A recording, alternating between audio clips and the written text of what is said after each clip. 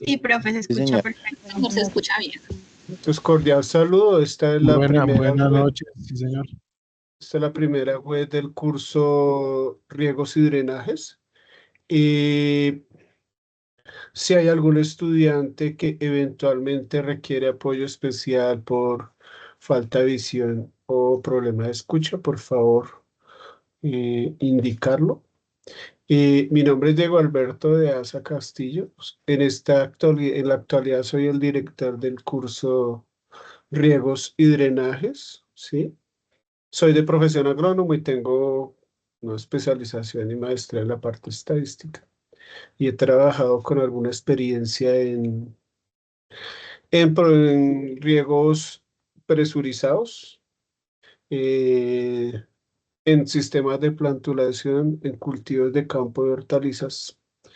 También he trabajado en asistencia técnica, sí, y los sistemas de riego que más conozco son el riego por aspersión y conozco también el sistema de riego por goteo y por eso formulé el curso centrado en riegos presurizados, pues para poder apoyarlo de mejor manera. Esta es la primera web.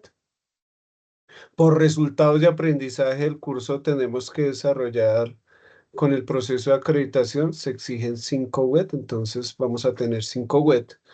Esta es la primera que trabajamos con sectos, seguirá una web de diseño agronómico, después seguirá una web de diseño hidráulico y las dos web posteriores pues van a corresponder a los resultados de aprendizaje del componente práctico que también pues vamos a hacer algunas y una web trabajando los temas de drenaje, que es un tema que de pronto se nos queda en el tintero. Y eventualmente habrá una web que trabajemos la estructura misma de los sistemas de riegos, tanto aspersión y goteo, los filtrados y esos aspectos auxiliares en el diseño. ¿Listo? Bueno.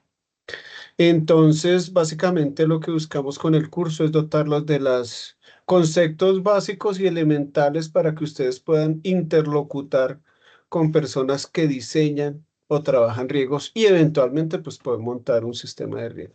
¿Listo? No se aprende riegos en un solo curso, es un área muy, muy grande, es un área muy de práctica. Por eso en las partes de conceptos yo les doy unos videos para que no tengan que confundirse y perder el tiempo consultando. Y en esto soy muy claro. Los conceptos yo se los doy en videos, no tienen sino que consultarlos, sacar definiciones muy concretas y pare contar, ¿sí? No hay que consultar fuentes externas. No hay que trabajar ningún software. Yo les doy los Exceles y les doy los videos, ¿sí? Para que ustedes los puedan desarrollar. Cada Excel en una oferta del curso primero lo pruebo completamente y hago un video completamente. ¿Listo? Bueno. Entonces, ahora sí, les comparto mi pantalla. Y aquí primero reviso que esté grabando, ¿sí? Mm, Listo. Bueno, y entonces,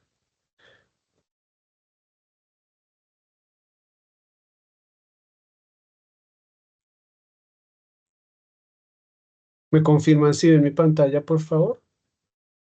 Sí, Sí, señor. señor. Listo. Entonces, las webs se suben al drive espérate que es que quito aquí mi cámara, si no me queda grabado en la imagen. Mm, Aquí minimizo esto. Entonces, las webs yo las subo al drive a la carpeta Drive. Entonces, como estamos desarrollando la fase 2, la subiré al drive de la fase 2. Listo. Y tienen todos los videos y web que han descargables, entonces ustedes los pueden descargar sin ningún problema. ¿Listo?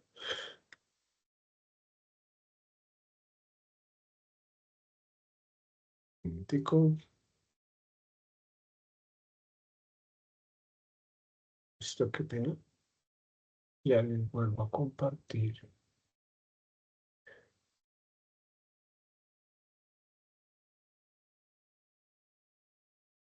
Listo. Un momentico.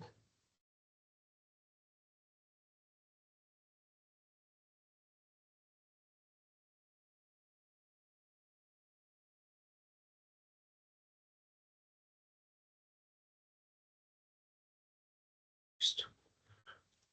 ¿Ahí observan mi pantalla, por favor? Doctor, Sí, sí la podemos señor. observar. Sí, señor. ¿Sí la Sí, están señor. observando? Listo. Sí, Pues señor. básicamente, entonces, hay unos conceptos del suelo que están relacionados con el riego y son los que nos dan pues, la base conceptual y nos dan los criterios, ¿sí? Cuando nosotros pensamos en un sistema de riego, se viene a la cabeza siempre lo mismo, una motobomba, una red de conducción, una tubería, puede ser aluminio, puede ser manguera, puede ser tubería de PVC, y un emisor que puede ser un aspersor, un gotero, ¿sí? Entonces la estructura básica de un sistema de riego pues va a ser un cabezal, una red de conducción y unos emisores, ¿sí? Pero para llegar a eso debemos tener unos conceptos, ¿sí? Y para entender cómo de pronto el agricultor hace las cosas también debemos tener unos conceptos, ¿sí? El cabezal puede ser una motobomba o una electrobomba, ¿sí? Y en algunos casos no hay cabezal. Cuando, por ejemplo, tenemos una manguera y la ponemos arriba de donde está el acero y descolgamos la manguera hacia la finca y ponemos un aspersor, ¿sí? Ahí el cabezal está representado por el diferencial de altura, ¿sí? Entonces, la altura, el diferencial de altura también genera presión, ¿sí? Tenemos las motobombas, hay algunas muy sofisticadas, pero básicamente vamos a tener un motor, ¿sí?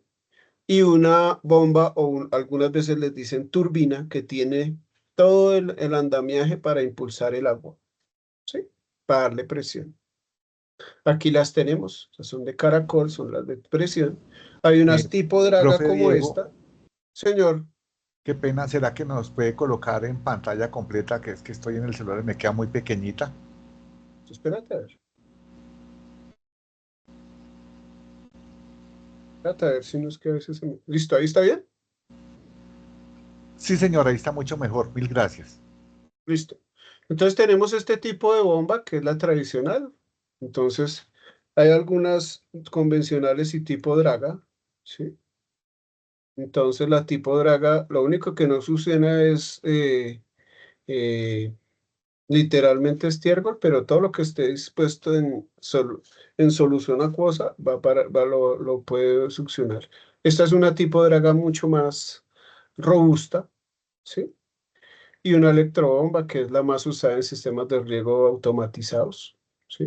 Estas no permiten automatización, estas sí, porque aquí simplemente le colocamos un aparato electrónico para que prenda y apague la bomba. Ahí lo único diferencia es que es un motor eléctrico, ¿sí?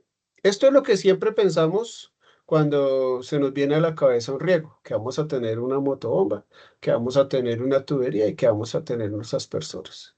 Y ya si soy del agroecosistema arrocero, pues me imagino un predio con unos adaptaciones, con unas obras de ingeniería para un riego por superficie, ¿sí?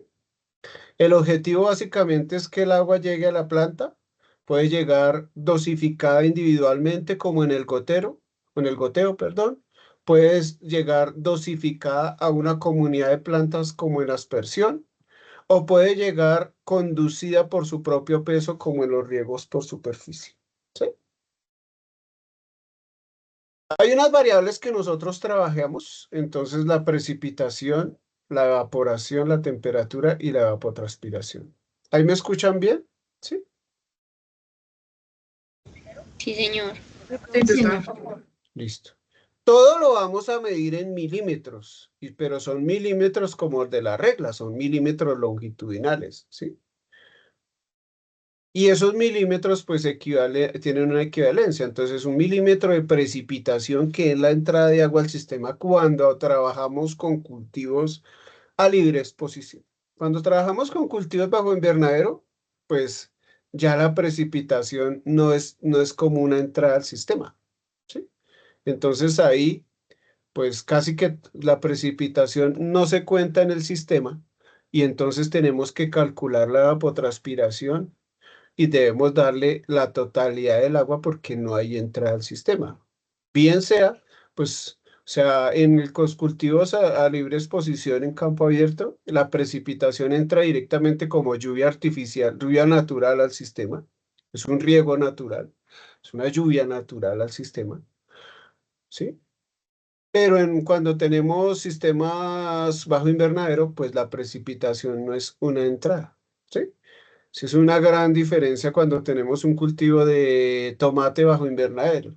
Ahí la precipitación no la trabajamos como entrada de agua al sistema, ¿sí?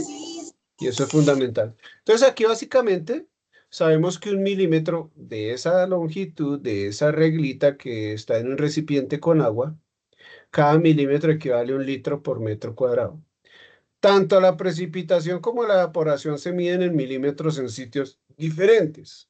La precipitación en un pluviómetro o si es de lectura continua en un pluviógrafo y la evaporación en un tanque vaporímetro con unas condiciones específicas de estación meteorológica o hidroclimática.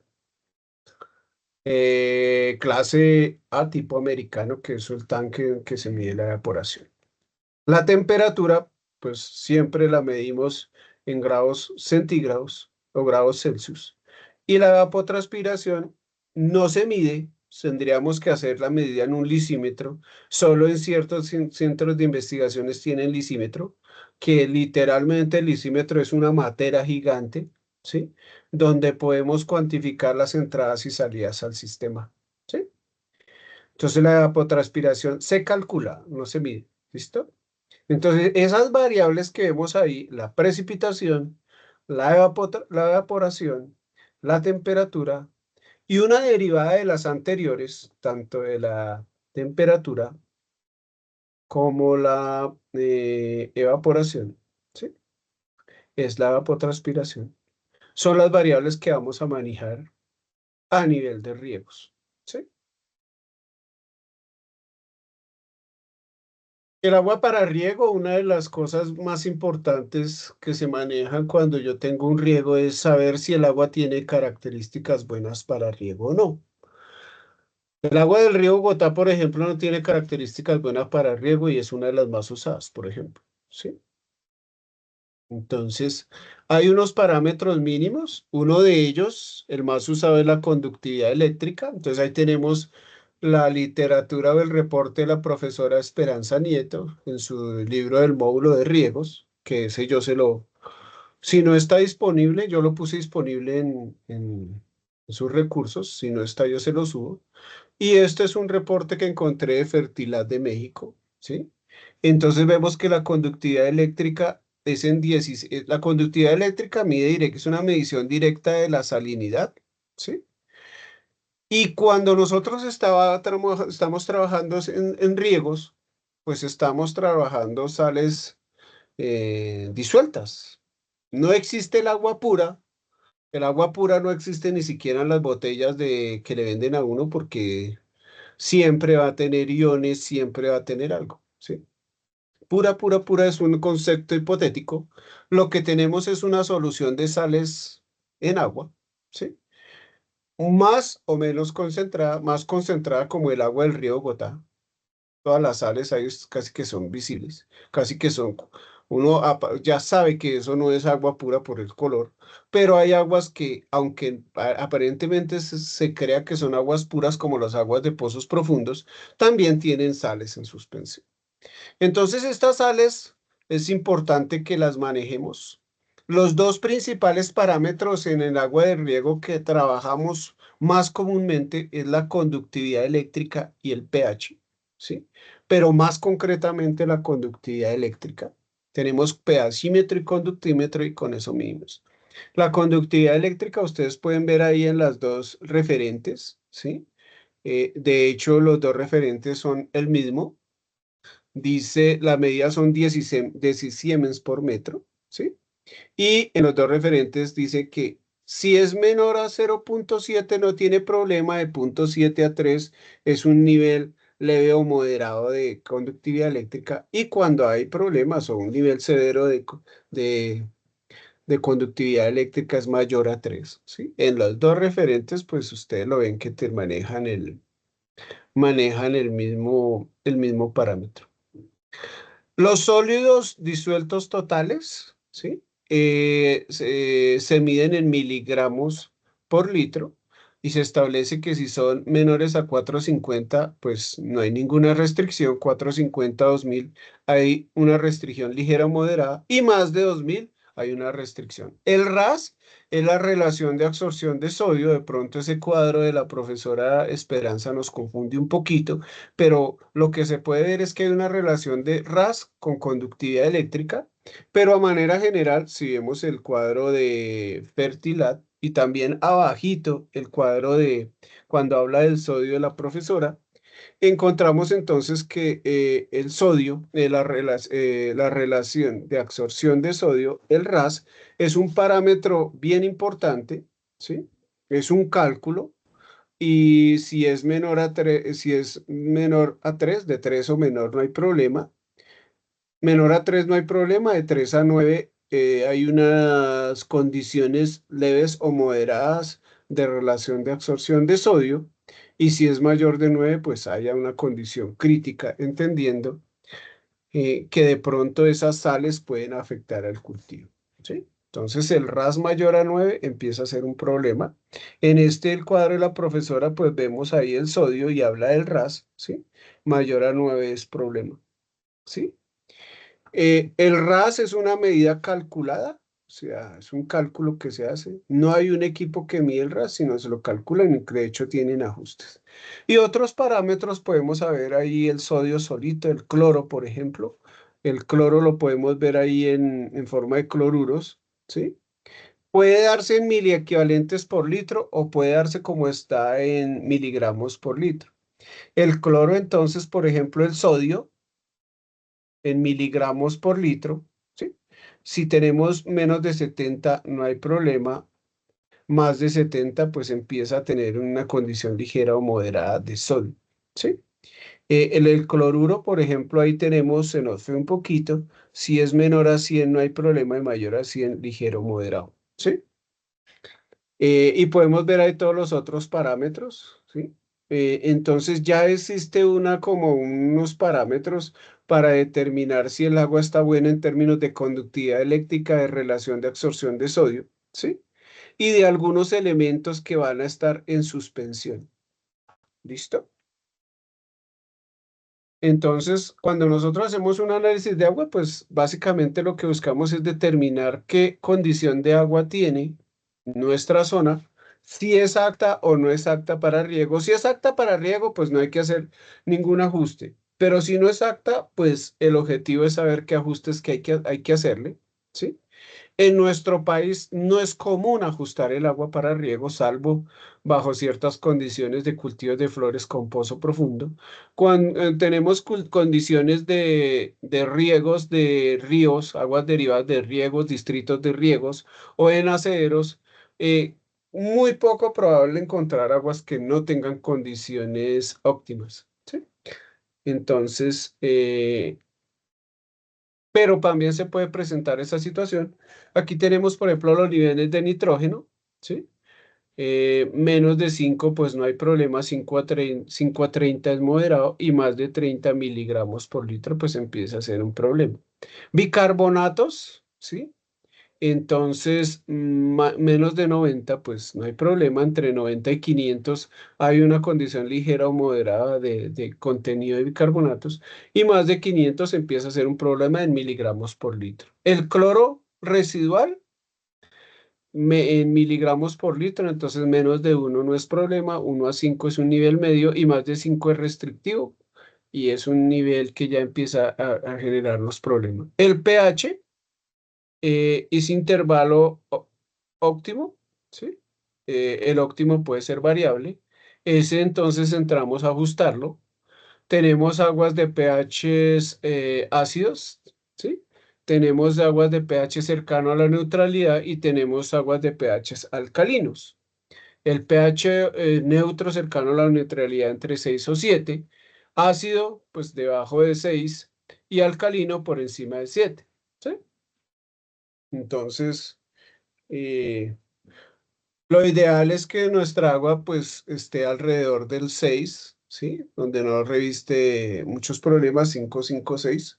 Si es muy ácida, pues hay que subirle el pH.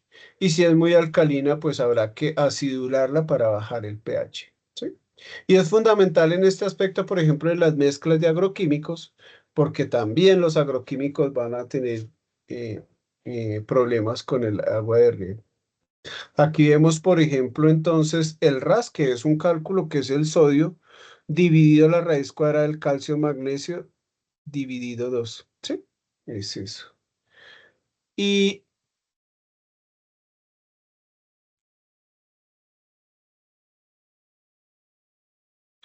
los sólidos disueltos totales, para la mayoría de las aplicaciones agrícolas existe una relación directa entre los valores de conductividad eléctrica y los sólidos disponibles totales con una precisión, tomó al 10%, entonces sólidos perales, conductividad eléctrica menos 640, ¿es que está ahí? ¿Sí? Entonces hay una relación entre esos parámetros, ¿sí? Entonces tenemos los sólidos totales, la conductividad eléctrica, la relación de absorción de sodio, el pH y los contenidos de diversos elementos, ¿sí? Entonces es fundamental conocerlos, pues por lo menos tener una medida de pH y conductividad eléctrica que nos permitan decir si nuestra agua para el efecto del riego es adecuada. La planta en su interacción con el agua, entonces, según las profesoras Esperanza Nieto, hay un componente fundamental en todos los cálculos y es la evapotranspiración, ¿sí? Es el agua que pierde el suelo con acción conjunta tanto de la evaporación y la transpiración. Y hay otro aspecto, y es que esa evapotranspiración puede ser la potencial o de referencia, que es la máxima pérdida de agua, ¿sí? Que se da en una zona, y la real o del cultivo o uso consultivo, que es la que realmente ¿sí?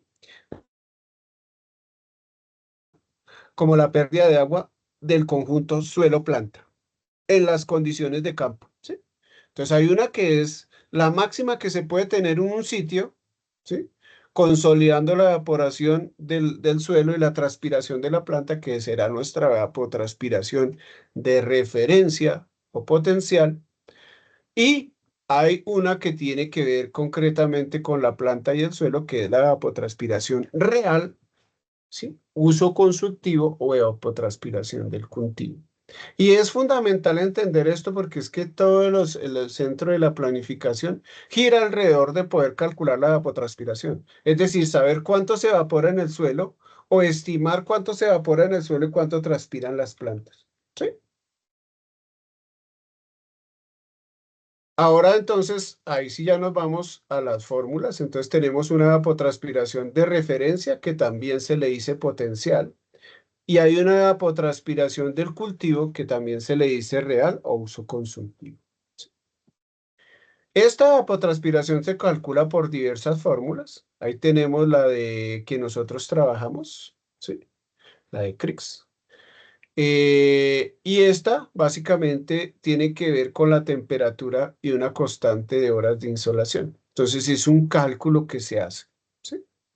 Entonces ahí cuando nosotros desarrollamos allá nuestro Excel de cálculos, pues tomamos la fórmula de Crookes, ¿sí?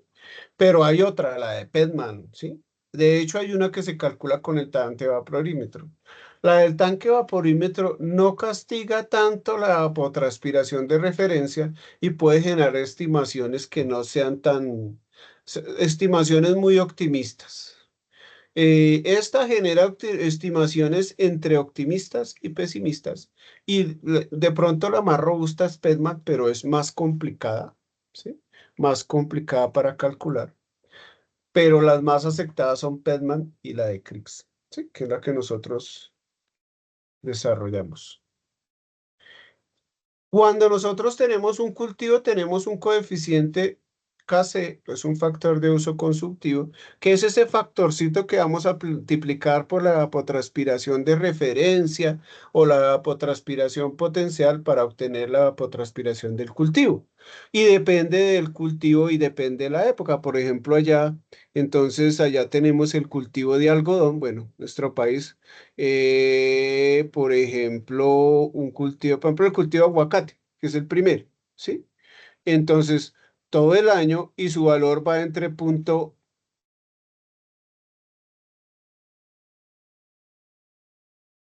.50 y .55, ¿sí? Entonces, esos valores van de 0 a 1 y puede incluso en algunos casos, en ciertas estimaciones, superar 1. Por ejemplo, ahí ven allá uno que dice 1.20 si miran el arroz, ¿sí? Ese va de 1.20, ¿sí? Entonces, el uso consultivo o la evapotranspiración del cultivo puede ser una fracción de la evapotranspiración, sí, la evapotranspiración real o potencial de una zona, puede ser la misma y en algunos casos puede ser superior. Eso depende del cultivo mismo, ¿sí?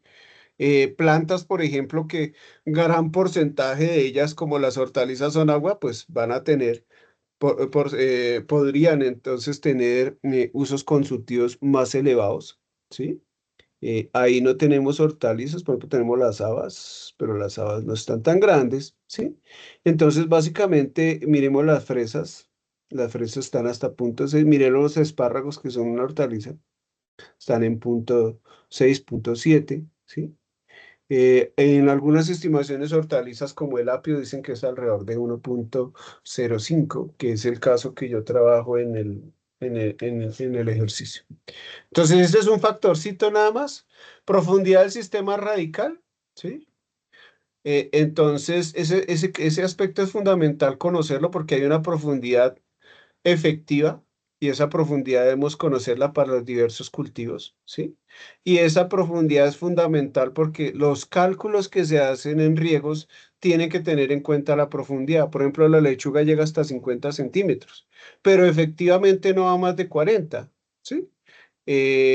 Las habas, por ejemplo, llegan hasta 70 centímetros, pero efectivamente no va más de 50, ¿sí? Los ajos están en 30 y 50 centímetros de profundidad, o sea, 0.3 o 0.5 metros, o sea, 30 a 50 centímetros. Pero, por ejemplo, aquí en la sabana de Bogotá, usted arranca los ajos y su sistema de raíces escasamente supera los 30 centímetros. Entonces, la estimación de ese nivel de profundidad radicular es fundamental, porque si yo lo sobreestimo, entonces voy a tener que aplicar láminas, estaré calculando láminas mucho más grandes y mucho más gastos de agua, ¿sí? En plántulas de hortalizas, por ejemplo, donde el sistema de raíces en el alveolo de la bandeja de plantulación se obliga a desarrollar en un compartimiento, pues las hortalizas plantuladas en invernadero, pues los sistemas de raíces no van a ser tan profundos, ¿sí? Por ejemplo, una espinaca que se siembra directa aquí en Cota, con relación a una espinaca que se siembra plantulada, el sistema de raíces de la directa es mucho más desarrollado y el de la plantulada es mucho más, está restringido, ¿sí? Entonces es fundamental conocer esa profundidad de raíces. Aquí tenemos el suelo, entonces el suelo tiene tres fases, una gaseosa y una líquida, una fase gaseosa, una líquida y una sólida. A nivel de riego, lo que buscamos es mantener esa fase líquida en condiciones adecuadas, ¿sí? Sin ir en detrimento de la fase gaseosa, ¿sí? Solo bajo ciertas especies, por ejemplo, el cultivo de arroz, él puede vivir en condición de suelo saturado, ¿sí? Pero es tan solo una de las especies que puede vivir así. Las otras especies requieren un buen balance y entonces cuando se inundan, pues se compromete la fase gaseosa, se entra a una condición de anoxia y las raíces pues empiezan a sufrir deterioro, ¿sí? Entonces esa fase líquida es a la que vamos a trabajar. La fase sólida necesitamos que sea porosita para que esa agua no se infiltre y debemos darle agua al cultivo en la medida suficiente que no deteriore la circulación de los gases porque las raíces también necesitan de gases en circulación, ¿sí? Oxígeno principalmente, pero hay otro tipo de gases que están ahí circulando. El suelo entonces es una amalgama o una mezcla de tres tipos de partículas: arenas, limos y arcillas. Las arcillas, las más finas, menos de 0.002 milímetros, ¿sí? Los limos están entre 0.002 y 0.05, y por encima de 0.05 tenemos las arenas. Los coloides, o las más finas, que son las arcillas, ¿sí?, tienen propiedades tanto de retención de humedad como de capacidad de intercambio catiónico, ¿sí? Y el tipo de arcilla define el tipo de suelo, ¿sí? No es lo mismo la arcilla de un suelo de los llanos orientales que una arcilla de un suelo del Valle del Cauca, ¿sí? Entonces, ahí es fundamental. Tenemos la textura, entonces tenemos el triángulo textural, que es el que ustedes trabajaron, han mirado en los videos. Básicamente tiene por un lado las arcillas, por otro lado los limos y por el otro lado las arenas. Se desplaza uno en esas flechitas de acuerdo a los porcentajes de arenas, limos y arcillas, que la suma debe dar 100. Y en el desplazamiento pues nos va a decir en el cuadro textural a qué clasificación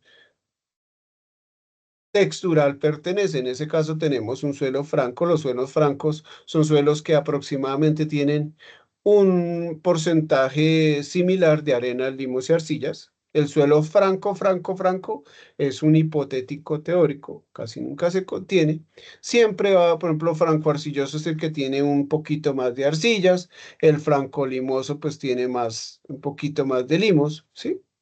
Y así va, así vamos a encontrar la textura. Esto lo hacen en el laboratorio y nos determinan entonces las arcillas, las arenas y los limos por el método. Uno de los métodos utilizados es Boyucos. Otros lo hacen textura al tacto, pero lo ideal es que cuando uno haga un análisis de suelo se exija que sea un método analítico y no un método empírico. Los coloides del suelo relacionados con la retención de agua son las arenas y las arcillas y la materia orgánica. Y las partículas obviamente relacionadas con la retención de agua son las arcillas y la materia orgánica, principalmente relacionadas, ¿sí? La capacidad de campo, punto de marchitez permanente, eso ya lo han repasado ustedes. Capacidad de campo básicamente es el punto de full disponibilidad de agua después que ha subido una lluvia, se ha dado una lluvia o un riego, ¿sí? Y dreno el exceso de humedad, ahí lo tengo a capacidad de campo, depende de la textura del suelo, ¿sí? El agua queda retenida ahí a 1/3 de atmósferas y la podemos calcular por esa expresión. No es la única fórmula, pueden encontrar unos coeficientes diferentes. Esa es la fórmula que tenemos del libro guía, ¿sí? Entonces ustedes verán ahí que el coeficiente es mayor para las arcillas, ¿sí? Y si ustedes ven, por ejemplo, los limos y las arenas, el coeficiente es mucho más bajito. De hecho, el efecto de las arenas en retención de humedad es despreciable porque es 0.027, nada. Y el de los limos es apenas si llega a un coeficiente del 0.1, ¿sí? Es eso. Bueno. Y el punto de marchitas permanente es el límite más bajo de disponibilidad del agua, queda retenida a 15 atmósferas, ¿sí? Y ahí entonces, a partir de ese punto, o en ese punto, la planta ya entra a un estado de marchitez no recuperable, porque hay una marchitez temporal y en este caso ya es permanente. En este caso lo podemos obtener la capacidad de campo dividido 1.84, y tanto capacidad de campo como punto de marchitez permanente son unos porcentajes de humedad del suelo en relación a un suelo seco, ¿sí? Básicamente esos son porcentajes. Y pues el agua aprovechable es ese rango de capacidad de campo de punto de marchitez permanente que va a ser más estrechito para los suelos que tienen menos arcilla y va a ser más amplio para los suelos que sean más arcillosos, ¿sí? Y si se llega al 50%, pues nos toca regar. No es dejar que se baje, sino que llegue al 50%. ¿Listo? ¿Me confirman si me están escuchando? Sí, Señor. señor. Sí, Sí, señor. señor. Sí, tutor, Sí, sí, señor. sí, señor, perfecto. El contenido de materia orgánica, Señor. materia orgánica, esa materia como que está mal, la ortografía. Entonces, básicamente, cuando nosotros tenemos materia orgánica, no lleva tilde, esa no es una, hay que corregir eso, que esa no, eso está como rarito eso ahí. Ahí lo guardo y lo corrijo. Entonces, la materia orgánica es todos los residuos postmortales de animales y vegetales que yacen en el suelo en diversos estados de descomposición. No es solo el humus, porque algunos incluso lo pusieron como no, humus, no, no es solo el humus. El humus es la parte más estable, ¿sí? Eh, Hablamos en términos financieros, entonces la casa es el humus, es plata que usted tiene ahí invertida, es estable, ¿sí? Y la plata de bolsillo es los iones que quedan disueltos en la fracción húmica y la fracción de iónica, ¿sí? Entonces, cuando tienes un abono orgánico en un suelo, hay una parte que literalmente disuelve en agua los iones y entonces es lo que le aporta a la planta iones para que ella pueda desarrollarse o nutrientes. Pero hay una fracción que es la fracción húmica que es la más estable. ¿Sí? ¿Sí? Entonces, cuando nosotros tenemos un abono orgánico como la gallinaza en el suelo y vemos el resultado a corto plazo, pues estamos viendo es ¿la qué? La fracción iónica, las formas iónicas que están aportando a la planta. Y hay una fracción húmica, que es la que va quedando, ¿sí? Entonces, no es solo el humus, no es solo el humus. El humus es ya el estado ya más avanzado de descomposición. Esa materia orgánica depende del piso térmico y entonces, de acuerdo a la quinta aproximación del ICA, este librito es viejito, pero después de eso no sacaron nada, ¿sí? Después de eso, las instituciones de investigación se dedicaron fue a hacer convenios y cosas de esas. Y en la época que el ICA hacía investigación y tenía ya en Tibaitatá a su gente, pues desarrollaron esto. Y entonces ahí se definieron que un clima frío menor de 5% de materia orgánica se mide en porcentaje, ¿sí? De hecho, se saca es el carbono orgánico y sobre el carbono orgánico se estima la materia orgánica, ¿sí? O sea, usted encuentra un análisis de suelo, muchas veces no encuentra la materia orgánica, encuentra el carbono orgánico y por una constante se obtiene la materia orgánica. Entonces, suelos de clima frío, esto estamos hablando de los 2000 a 3000 metros sobre el nivel del mar, menor de 5 es bajo, 5 a 10 es medio y más de 10 es alto. Es clima templado, clima cafetero colombiano, 1000 a 2000 metros sobre nivel del mar. Menos de 3 es bajo, 3 a 5 es medio y mayor de 5 es un alto contenido de materia orgánica. Y en clima cálido de 0 a 1000 metros sobre el nivel del mar en la condición de los pisos térmicos colombianos, menor de 2 es bajito, 2 a 3 es medio y mayor de 3 es alto. Entonces, en la medida que más temperatura hay más descomposición de la materia orgánica. ¿Listo? Esa materia orgánica es fundamental porque si está bajita, pues tenemos que subirla para efectos del riego. Y no solo el riego, el manejo. Contenido de arcilla en un suelo. Lo que yo consulté en la literatura dice que mayor de 35% de arcillas en ese porcentaje de arenas, limos y arcillas decimos que el contenido de arcillas es alto, ¿sí? Y partiendo rangos, entonces de 0 a 17 es un contenido bajo de materia de arcilla, perdón, y de 18 a 34 es un contenido medio de arcilla, ¿sí? Y más de 35 es un contenido alto de arcilla. Entonces ahí nosotros tenemos un análisis de suelo tradicional, ahí la metodología, ¿sí? Entonces la textura, hay una metodología por norma técnica, ahí le está diciendo es el método ASTM no sé qué, y con ese método lo obtiene, ¿sí? Y si ustedes ven los porcentajes de arena, limos y arcilla van a ser, sumándolos debe dar 100, si no da 100, pues obviamente eso está mal, y aunque no lo crean, yo he visto análisis que lo reciben y ni siquiera se ponen a mirar si da o no 100, Aquí, por ejemplo, entonces en estos suelos estas son dos muestras de una misma finca en Cibaté, y entonces tenemos que los porcentajes de arcillas y no distan sino como 100 metros un punto del otro, ni alcanza 100 metros, son como unos 20, 30 metros de un punto a otro. El porcentaje de arcillas de un lado es 25,3 y el porcentaje de arcillas del otro lado es 29,1. ¿Sí? En este término diremos que es un suelo con un contenido medio de arcillas, ¿sí? Es esto, básicamente. Y arenas, pues veamos que esos suelos son prácticamente muy arenosos. En un lado son 44,4, al otro lado son 37,1, ¿sí? Y limos son 30,3 y al otro lado son 33,8, ¿sí? Entonces este lo clasificaron como franco arcilloso y el otro como franco. Entonces, en una misma finca podemos tener dos cuadros texturales diferentes. ¿Sí? Eso. Para efectos de riego, en un área más o menos homogénea, ahorita se está pensando, antes se pensaba en 10 hectáreas, ahora se está pensando que máximo una muestra de suelo por 1 hectárea, y en predios heterogéneos máximo una muestra de suelo para de 2.000 a 3.000 metros, 3.000 metros cuadrados la hectárea son 10.000. ¿Listo? Nosotros hacíamos un ejercicio allá que cómo mejorar la retención de humedad, entonces ustedes van a responder a ver qué aprendieron.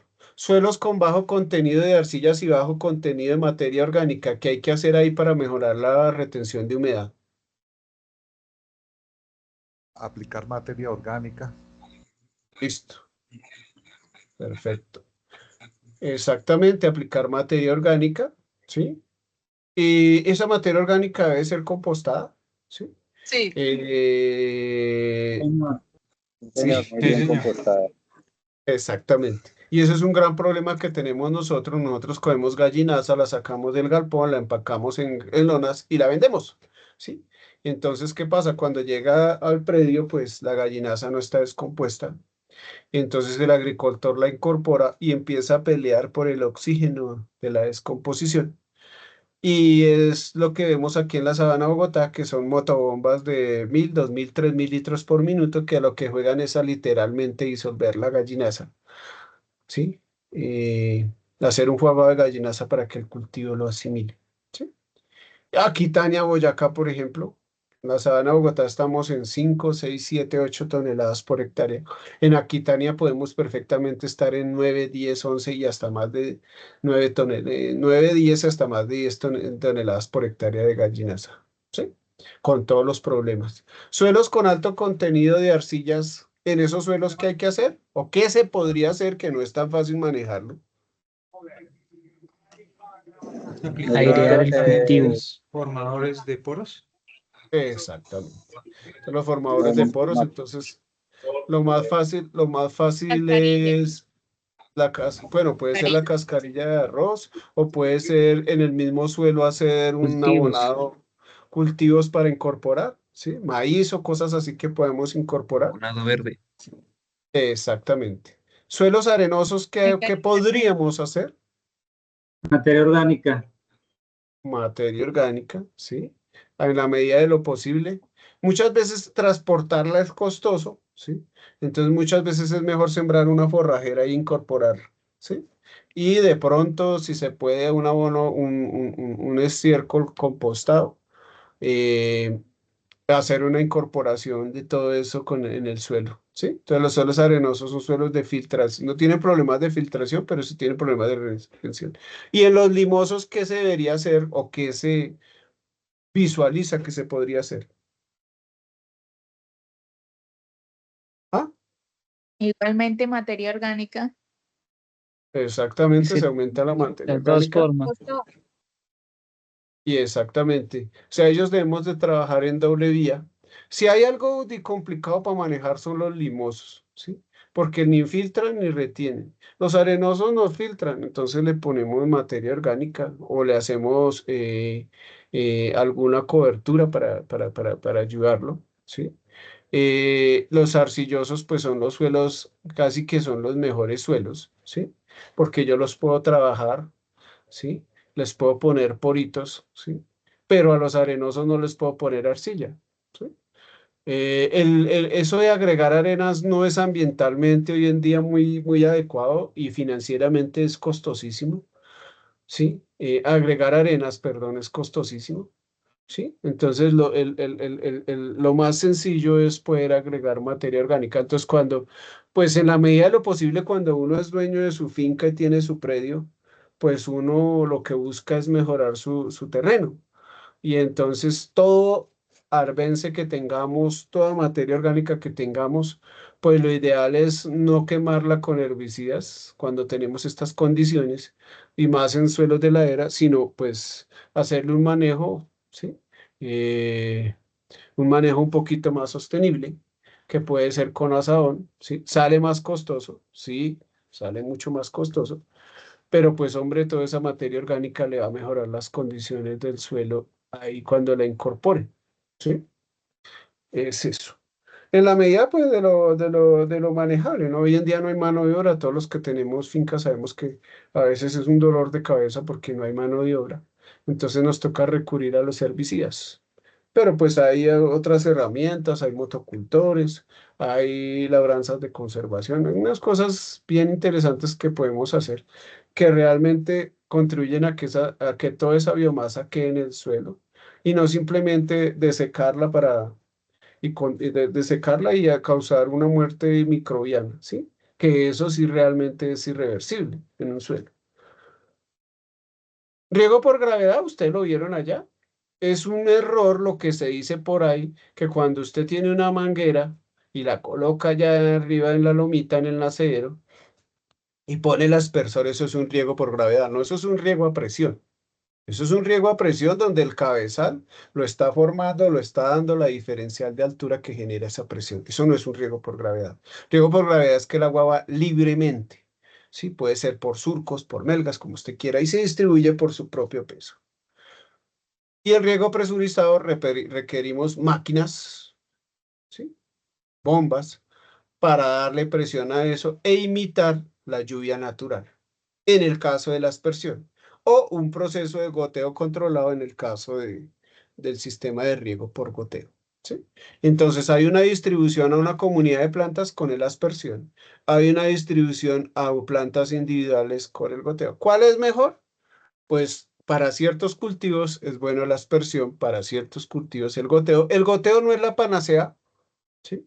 El goteo no lo resuelve todo. Cuando llegó a Colombia, pues sí, llegaron los israelitas con riego por goteo. Empezaron a montar sistemas de riego por goteo en cultivos de flores. Luego entonces ya la fresa se nos volvió por goteo. Luego entonces los frutales se nos volvieron por goteo. Y entonces en cierto tipo de frutales se dieron cuenta que el goteo tenía restricciones y tuvieron que utilizar una microaspersión a la base de las plantas porque el goteo no suplía, ¿sí? Y lo que dio como resultado es que todo el mundo hable pestes de la aspersión y hable maravillas del goteo, ¿sí? Y la aspersión para ciertos cultivos, pues es el sistema de riego adecuado. Para ciertos cultivos también es un sistema de riego que no es el adecuado. Por ejemplo, un frutal como la mora, hacerle aspersión, pues no es lo más conveniente, ¿sí? Pero a una pradera, pues no le vamos a poner riego por goteo porque eso no es viable, ¿sí?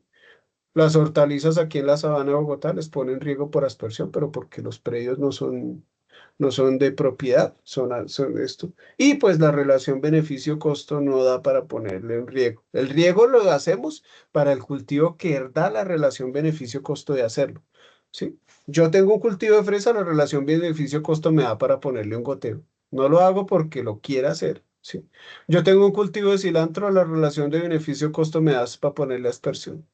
Yo tengo un cultivo de coles de Bruselas que de pronto el producto me lo paga, me da para ponerle goteo. Yo tengo un cultivo de naranja, ¿sí?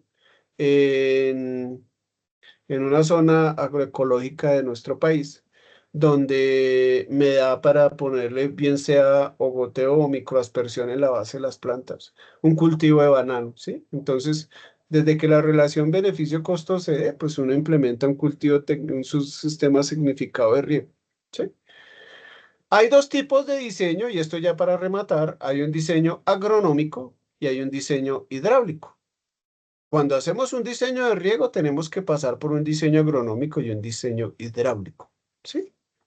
Entonces, eso es, tenemos unas entradas al sistema. Cuando hablamos del diseño agronómico es estimar, ¿sí? Porque exactamente nunca vamos a saber. Es estimar cuáles son las entradas, cuáles son las salidas y cuál sería el almacenamiento que yo debo proveer a mi finca o cuál será el almacenamiento estimado por cada hectárea o por cada hectárea de mi finca, ¿sí? Entonces las entradas en el sistema son la precipitación cuando el riego, cuando el cultivo es a libre exposición. Cuando no es a libre exposición, ya no tenemos entrada de precipitación. Y ahí esa precipitación hay una que llega como tal al cultivo, que es la precipitación, dijéramos, global. Y la precipitación efectiva es la que realmente le va a entrar al cultivo. Porque así sea lluvia, hay unas pérdidas también de agua. Y las salidas tenemos la evapotranspiración, que es la evaporación que se da a nivel del suelo y la transpiración de las plantas. Por eso nos toca calcularla. Y hay un factor de eficiencia, entonces, los riegos no son 100% eficientes. El riego más eficiente es el goteo, algunos dicen 95, nosotros lo trabajamos en 90%, ¿sí? El microjet, que es un sistema de aspersión, tiene el 85% y la aspersión tiene el 75%, ¿sí? Y de ahí para abajo estarán los otros, ¿sí? Entonces, nosotros trabajamos riego por aspersión con una eficiencia del 75%. ¿Qué quiere decir? Que por cada metro cúbico, si es del 75%, por cada 1000 litros que yo tome en el punto de captación, ¿cuántos litros le llegan al cultivo? 750. 150. Exactamente, 750. Y si es en goteo, por ejemplo, por cada 1000 litros que tome el cultivo, ¿cuánto le llegan al cultivo? Cada 1000 litros que tome en el punto de captación, ¿cuánto llevan al cultivo? 900. 900. 900. Listo. Entonces, todos los sistemas de riego tienen un factor de eficiencia.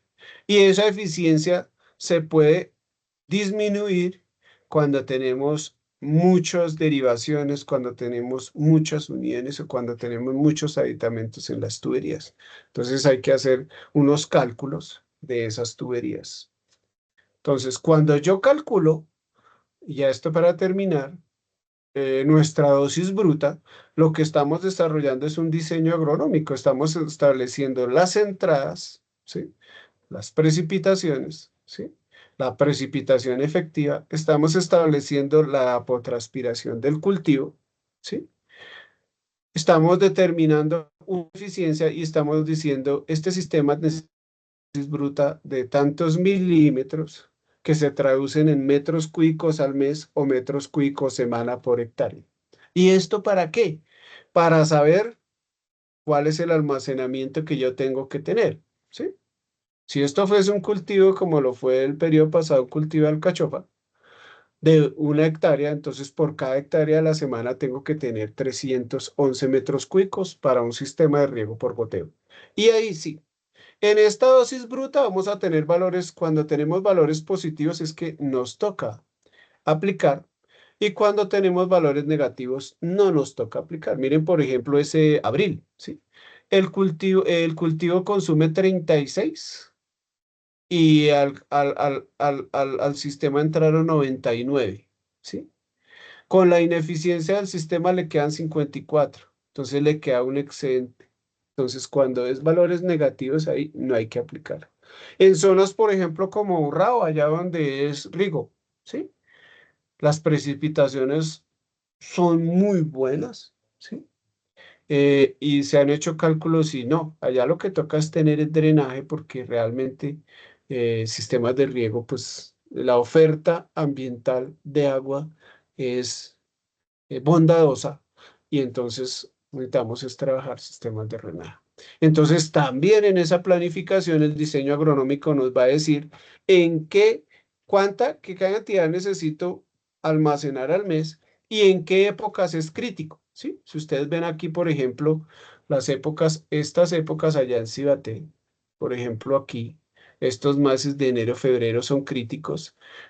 Marzo no es tan crítico, pero miren aquí, mire por ejemplo lo que es junio y julio, es crítico en agua, ¿sí? Y el mes más crítico es enero, ¿sí? En enero esa vaina literalmente casi que no cae sol, cae candela por los hielos, ¿sí? Entonces, eso nos obliga a pensar, y entonces en esta finca, por ejemplo, en enero, yo debo tener almacenamiento sí o sí, y en febrero, ¿sí? En esos periodos. Debo estar al full. Y el full histórico de almacenamiento que yo busco es el mayor de todo el periodo, ¿sí? Yo puedo garantizar mi almacenamiento mensual cuando mi fuente de agua yo tengo una manguerita en un acedero y continuamente la mantengo a full. O tengo que calcular mi almacenamiento al mes. Y si lo tengo que calcular al mes, pues tengo que garantizar que sea o con acedero, o con pozo profundo, o con una concesión de aguas, yo llenar mi reservorio. ¿Listo? No es más, esto es como una mezcla de conceptos para poder entender un poquito más, ¿sí? Y esto, volvemos al inicio de nuestra presentación. Todo esto para conocer la metodología más adecuada para nosotros poder tener nuestro sistema de riego con una estructura adecuada que nos permita ser competitivos produciendo, pero también racionales en el uso del agua, ¿sí? En la sabana de Bogotá, por ejemplo, tenemos motobombas. Aquí históricamente, cuando se inició la horticultura en la década de los 60, trabajamos con bombitas de 2 pulgadas.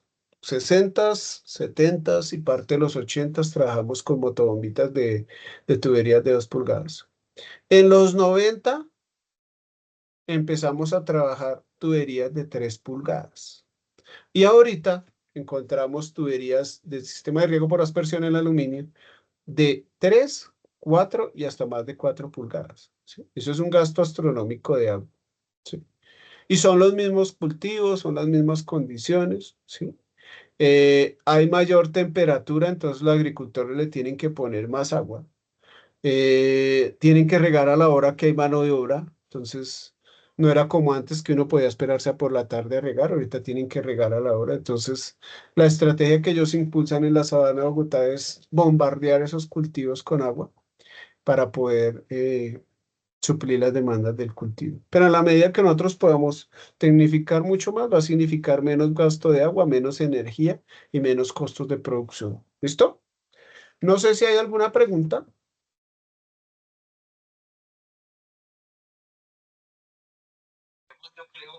No, profe, sí está bien, perfecto. Profe, no hay asistencia, buenas noches. Aquí está, yo la puse al inicio. Entonces, como ya estuvieron en la web, ya la pueden diligenciar. Pues espérate que como que yo tengo todavía línea ahí para copiar. Sí, ahí está. Entonces, en este enlace ingresamos, ¿sí? Aquí le pone su nombre, su documento.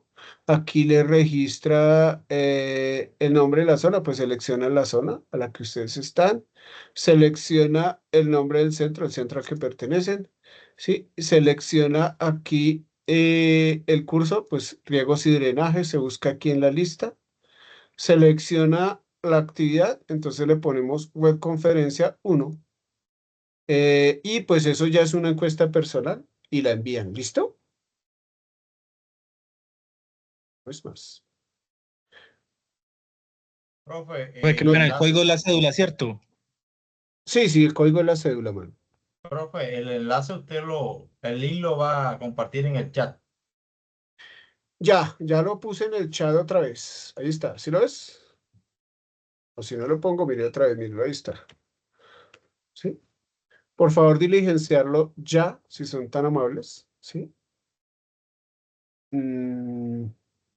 Profe, una pregunta. Profe, ¿Cuándo buenas habría noches. Sí, clase señor. como para socializar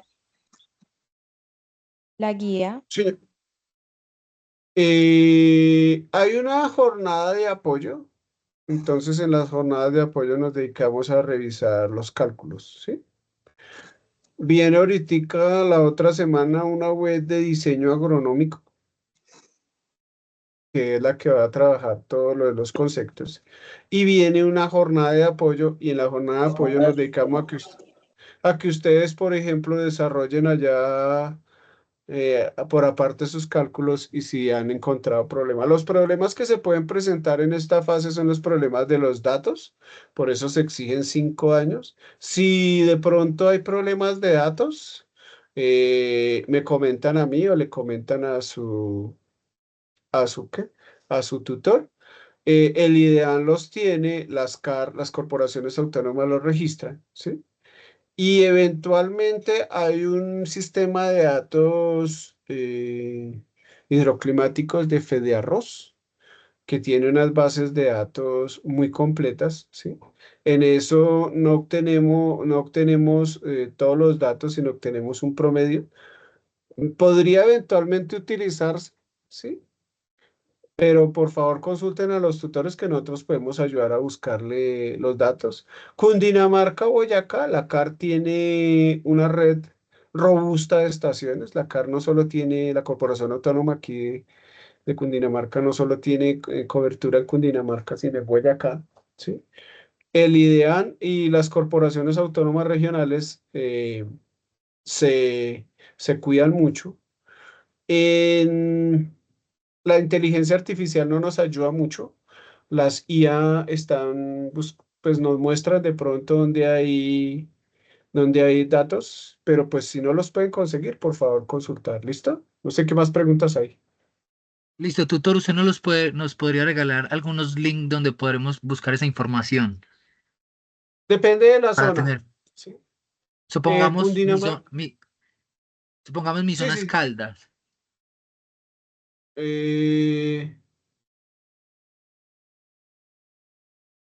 Podríamos buscarlos si no los podemos buscar por el IDEAN, ¿sí? Es que el IDEAN a veces está desagregado. Podemos buscarlo por el lado de FEDEARROS, que él tiene una base robusta, ¿sí? Listo, Entonces tutor, hay un muchas sistema de gracias. información hidroclimática o agroclimática de FEDEARROS que lo podemos ayudar. Lo que pasa es que en ese sistema ellos ya nos están arrojando el promedio, ¿sí? Ellos Sí, tienen unas estaciones, ellos ya están sacando directamente el promedio. Entonces hay que tratar de buscarlos y en el peor de los casos, pues ahí miramos, ¿listo? sí, Yo tutor, también... porque qué pena. Es que uno muchas veces busca la información en el IDEAM, pero entonces hay mucha información que lo manda a una página que dice como que está en mantenimiento o que no existe y no, sí. simplemente no. Cuando yo busco y no encuentro opciones, entonces me ha tocado es con la información más robusta la tiene FEDEARROS. Datos simulados no es muy bueno. FEDEARROS lo que hace es que tiene una formación consolidada y nos saca de una vez el promedio. En el evento que no los consigamos, pues podemos utilizar ese promedio, ¿sí? Entonces yo les doy, a los que se necesiten, yo les doy unas pautas para que coloquen ahí los datos y los tutores sepan que lo sacaron de ahí. ¿Listo? Ok, tutor, muchas gracias. Profe, una pregunta. Señor. Muchas gracias, Estoy profe. revisando el laboratorios, bueno, el laboratorio como tal, y dice que solo hay una fecha. Entonces quería confirmar si esa es la única fecha que va a haber del laboratorio o si van a aperturar Eh, de pronto para Bogotá. de- para Bogotá, ¿qué zona, Ala? ¿Qué sea? El José Acevedo Gómez. O sea, se de Gómez, riegos y drenajes. Eso está con el profesor Fabio, ¿sí? Fabián. No sé qué profesor Sí, será. sí, está el profesor Fabián y estoy yo. Yo estoy con dos SEAT, estoy en riegos, estoy con el de Girardot y Fusa. ¿Sí? Entonces, si tiene problemas aquí con los horarios, me puede escribir y miramos de pronto alguna opción en los otros grupos. ¿Sí? Las mías Profe, son... no he visto, buenas noches. No he visto el de Acacias. Soy de Acacias, pero no veo, no me aparece aún. Veo los de i3, pero el de Acacias no me aparece. Listo, esos casos, por favor, por Teams, me lo reportan y yo reviso reviso en la data grande del país. reviso acá sí a saber quién tiene o quién le asignaron eso, porque hay algunos que no han abierto todavía los grupos. Profe, buenas noches. En el de Zipaquirá todavía ok, no sí, lo han señor. abierto. Está Facatativá, José Acevedo y Gómez. No sale todavía Zipaquirá. Más o menos para qué fecha tiene de pronto idea, Zipa con profe. riegos. Sí, señor. Eso es de la profesora Zipa con riegos. ¿Me escribes porfa en Teams? Y yo lo miro, ¿sí? Ok, listo, profe. Gracias. Listo, compañeros, viendo que ya es esta hora y que esto siempre es cansón, entonces damos por terminado. Ya les digo, hacemos una jornada de apoyo. Esta semana ya no tenemos más reuniones. La jornada de apoyo será la próxima semana, ¿sí? Voy a tratar de programar web y jornada de apoyo para poder sopesar eso, ¿listo? Si de pronto alguno de los grupos, ahorita los tutores están revisando, yo estaré revisando, si no mañana, el viernes, los foros que me corresponden, revisé algunos, pero si de pronto alguno de sus foros no ha sido revisado y ya tienen aportes en el foro, pues un mensajito en Teams y de pronto eso ahí nos ayudamos entre los dos porque a veces uno entra a foros que no tienen nada, pero si de pronto tienen el foro, hacerle un mensajito al tutor, de pronto ganan ustedes y gana el tutor, ¿listo? Bueno, profe, muchísimas gracias. Listo, entonces les recomiendo, porfa, de la diligencia del listado. Otra vez lo puse para los que están ahí. Es solo diligenciar una vez y ya. Y pues entonces, Karen tiene una pregunta. ¿Qué pregunta tiene Karen que levantó la manito? Buenas noches, señor. Cuénteme, Karen. Profe, en el CEA de Pamplona parece que finca La Labranza, vereda Sitio Nuevo, la playa de Belén. ¿Eso queda más o menos por dónde? Yo, Chinita, no sabría decirle, pero si su merced me escribe, yo lo ubico lo ubico al tutor y le gestiono que le den la orientación más adecuada, ¿listo? sí, profe, porque estuve mirando y no aparece el nombre del tutor, ni tampoco el contacto. Listo, esos casos por favor me los reportan. Con eso yo le escribo busco allá al tutor que está ahí y le digo que por favor les haga la anotación. En los componentes prácticos debe aparecerle, yo por ejemplo acostumbro a poner mi celular, ¿sí? En los Sí, componentes prácticos. sí, porque Entonces, estaba pensando que estaba más cerca la de Málaga, pues me hacía la reversa de la inscripción y me inscribía en Málaga. listo, no, escríbame por favor en Teams y yo miro esos casos, ¿listo? Profe, Vale, ¿qué pena? muchas ¿Usted gracias. dijo que esta web es la 1 o es la 2? Web 1, La curso 1, ok. riegos y drenajes, web 1. ¿Sí? Listo, señor, gracias. Tutor, qué pena lo interrumpo. Señor. Yo tengo una pregunta. Es que la nota del trabajo anterior todavía no se ve reflejada. Si es conmigo, las estoy calificando, ¿sí? Yo tengo que Ah, sacar eso esta semana, ¿sí? listo, tutor, muchas gracias. Y es con usted. Listo. Listo. ¿Alguna pregunta más, por favor?